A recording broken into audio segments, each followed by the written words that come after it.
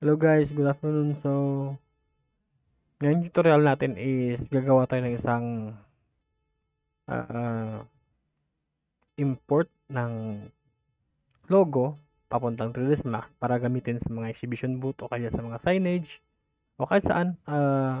Pwede mo siyang lagay sa mga baso, kahit saan.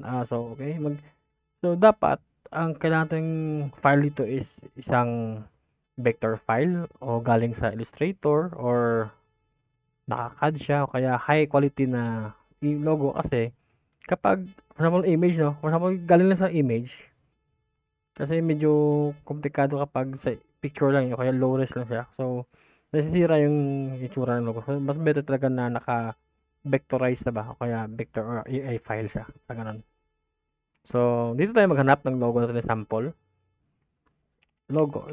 So, kailangan natin gumamit ng vectorized na logo. So, for example, generic lang, generic.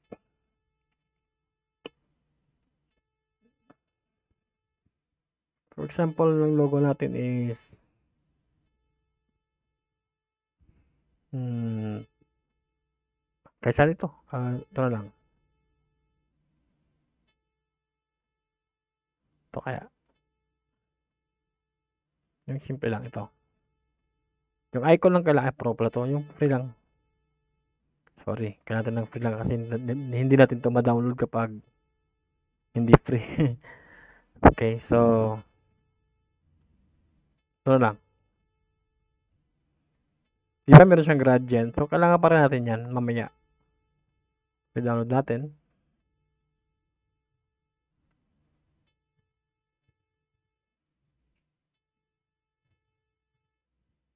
Yan, save ko dito.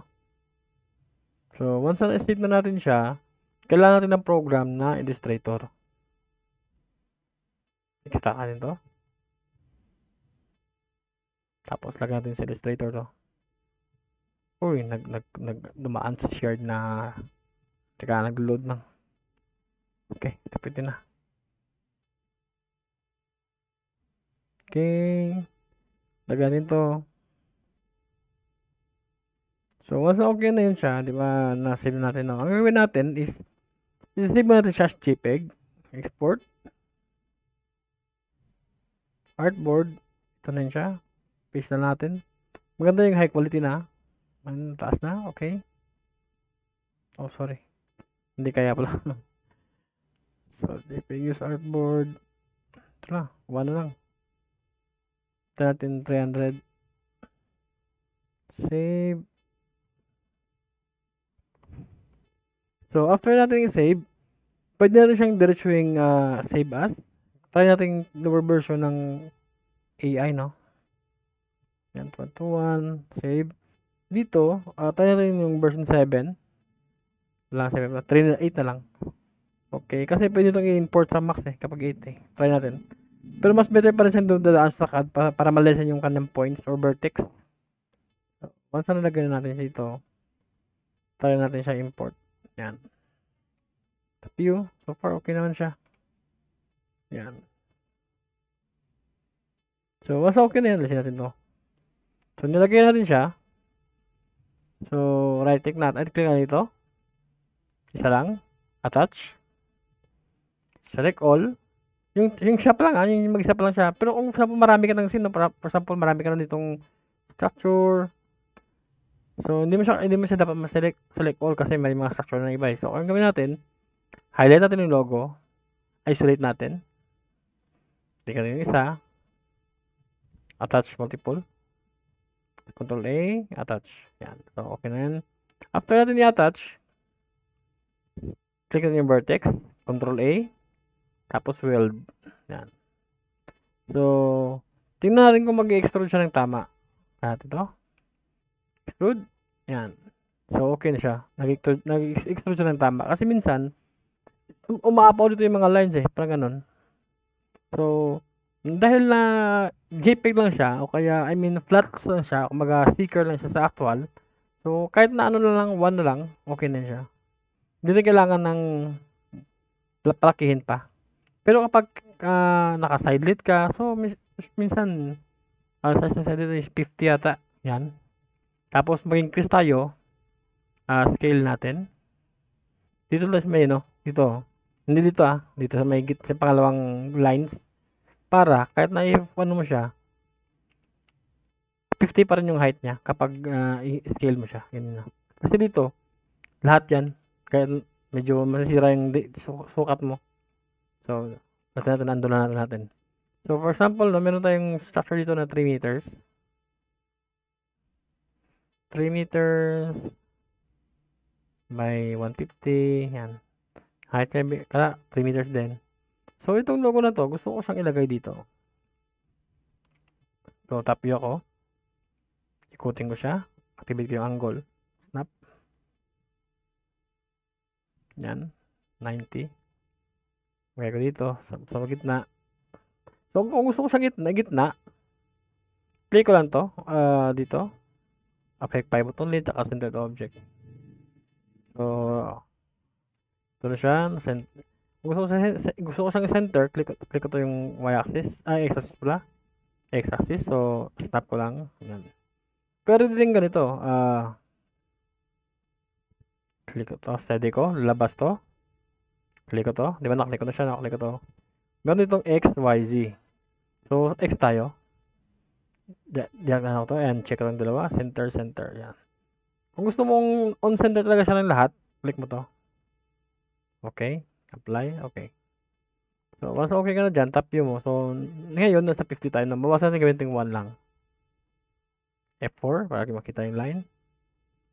Click ko yung pinaka-end. Tsaka, snap ko siya dito. So, okay, lagyan natin ng kulay ito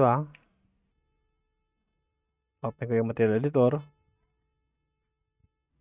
So, gawin ko siyang kahit biri lang muna tayo. Kaya sa same naman option, biri tsaka corona Sige na, corona lang natin para para safe. So, gamitin puti. Tapos itong logo, di ba may nesit tayo itong texture, no? Click ko to.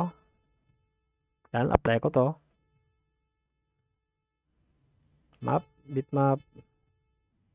Open ko yung max lesson. Ito yun. Ito yung 101. Open ko yan dito. Yan. Tapos show ko. So, wala pa siya. Hindi mo pa siya makikita. So, gawin natin. Click ko to. Ito. Lagyan ko siya ng UV map. Tapos, uncheck ko to. So, hindi siya pantay, di ba? Ang gagawin natin, activate ko yung UV map. Ito, scale ko. Yan. Ito yung siyang snap. Ang nangyari kasi ganito, hindi kasi yung image natin, lagpas Kaya, mano-mano natin adjust dito. Hanggang sa magtugma na siya. Yan. Hindi naman mahirap gawin Kaya, okay lang. So, konti pa. Kapag mas maganda manual dito. Yan. I mean, dito ako mag-click. Yan, para mas mabilis. So, konti-konti pa.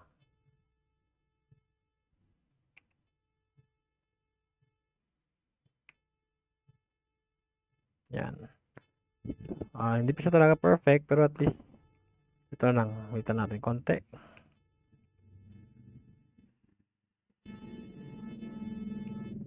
Tapos move natin. Manual at manual. So, hindi makuha.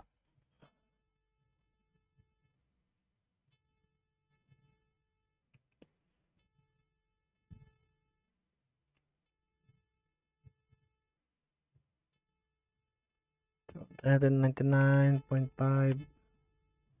Isa pa, 99.5 ulit. Yan. Tapos move. Okay, isa pa. Unti-unti lang, unti-unti. Ay, sorry.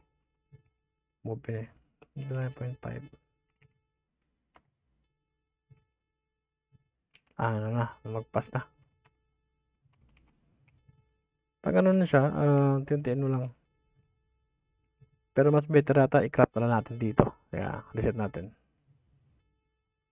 Tingnan siya, di ba? Dito, sa texture niya, dito, may itong crop, view image. Lalabas mamaya yung image. Dito, drag mo siya dito, sa dulo.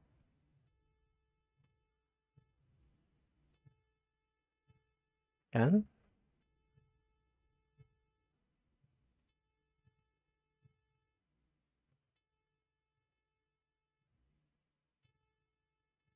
So, pag okay ka na dyan, yan. So, pag okay ka na dyan, pwede mo na siya i-close.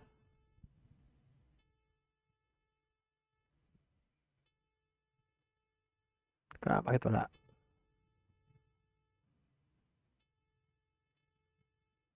Okay. Yan o. Yan. So, mas mabilis. So, okay. So, once na okay ka dyan, pwede mo siyang i-test render.